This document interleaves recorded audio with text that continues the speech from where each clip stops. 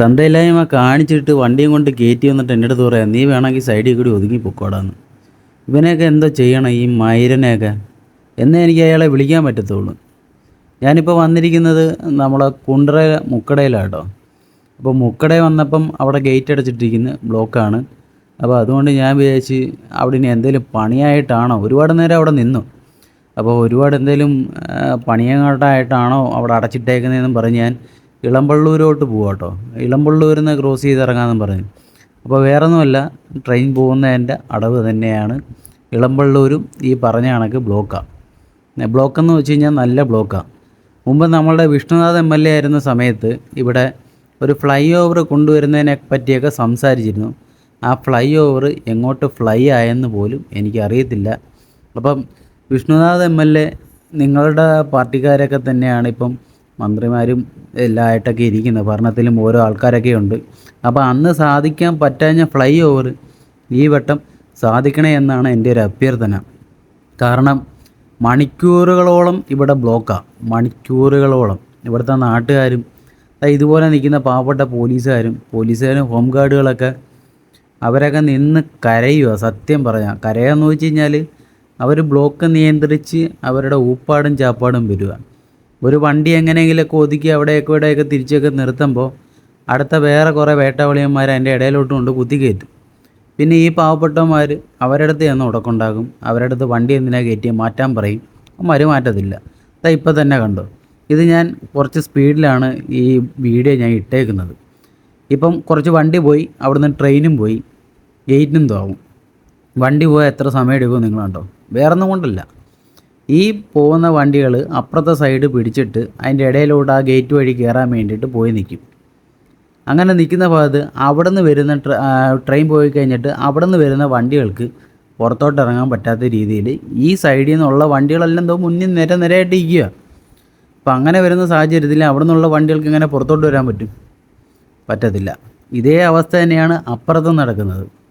അപ്പം അതിനൊക്കെ ഒരു പരിധി ഉണ്ടാവണം. അപ്പുറത്ത് പിന്നെ കുറച്ച് കുറവായിരിക്കാം, അവിടെ ഒരു പോലീസുകാരൻ നിന്നെല്ലാം നിയന്ത്രിക്കുന്നതായിരുന്നു. പിന്നെ ഇത് കണക്ക് ഒരുപാട് സമയം ഞങ്ങളവിടെ നിന്നു. ഒരുപാട് സമയം എന്ന് വെച്ച് കഴിഞ്ഞാൽ ഒരുപാട് സമയം.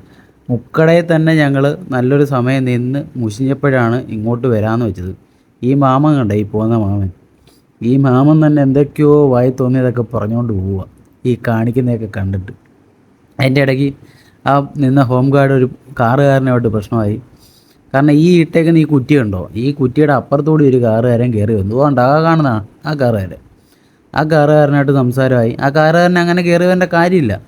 കാരണം ഇപ്പുറത്തെ സൈഡിൽ നിന്നെല്ലാം വണ്ടി വരുവാണ്. ഒന്നുകിൽ അയാൾക്ക് ഇങ്ങോട്ട് തിരിയാനുള്ള ആൾക്കാരാണെങ്കിൽ ഞാൻ വന്ന കണക്ക് ആ കുറ്റി വഴിയൊക്കെ കയറി വന്നു കഴിഞ്ഞാൽ പരമാവധി ബ്ലോക്ക് കുറയ്ക്കാം. ഈ വണ്ടിയുണ്ട്, ഈ ഒരു മഞ്ഞ ബസ് അവിടെ കിടക്കുന്നുണ്ട്, ആ SBM, ആ വണ്ടിയിലെ ഡ്രൈവർ താടിക്ക് കൈയും കൊടുത്തിരിക്കുക.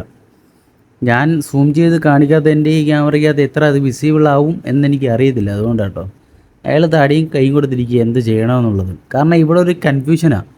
ഇവിടെ വന്നു കഴിഞ്ഞാൽ ഇടത്തോട്ട് പോകേണ്ടവർക്ക് എങ്ങോട്ട് പോവും, വലത്തോട്ട് പോകേണ്ടവർ എങ്ങോട്ട് പോവും എന്നുള്ളൊരു ചിന്താഗതിയിലാണ് എല്ലാവരും വന്ന് നിൽക്കുന്നത്. അത് കൂടാഞ്ഞ് അതിൻ്റെ ഇടയ്ക്ക് ഈ കുത്തിക്കയറ്റുകാരുടെ പ്രശ്നവും ഇതെല്ലാം കൂടാഞ്ഞിട്ട് നമുക്ക് ഏറ്റവും സങ്കടമായിട്ടുള്ള കാര്യം എന്ന് പറയുക, വെൽ എഡ്യൂക്കേറ്റഡ് ആയിട്ടുള്ളതോ അല്ലെങ്കിൽ ചിലപ്പം എന്തോ പറയുന്നത് നല്ലൊരു പൊസിഷനിൽ ഇരിക്കുന്ന ആൾക്കാരൊക്കെ ആയിരിക്കും എക്സിക്യൂട്ടീവ് ലുക്കിൽ ഇൻഷർട്ടൊക്കെ ചെയ്ത് വന്ന് നിന്നിട്ട് അവന്മാർ കടന്ന് കാണിക്കുന്നതാണ് ഭൂലോക പോക്കൃത്തരം. സത്യമേ, അവന്മാർ കാണിക്കുന്നതാണ് ഭൂലോക പോക്കൃത്തരം. യുവന്മാർ ഈ പോക്കൃത്തരമൊക്കെ കണ്ടു കഴിഞ്ഞാൽ കൈ ഇല്ലാത്തവൻ കൈ പണിഞ്ഞു വെച്ചടിക്കും. അങ്ങനെ ഒരു പോക്കൃത്തരം ഇപ്പോൾ നടക്കും, ഞാൻ കാണിച്ചു തരാം.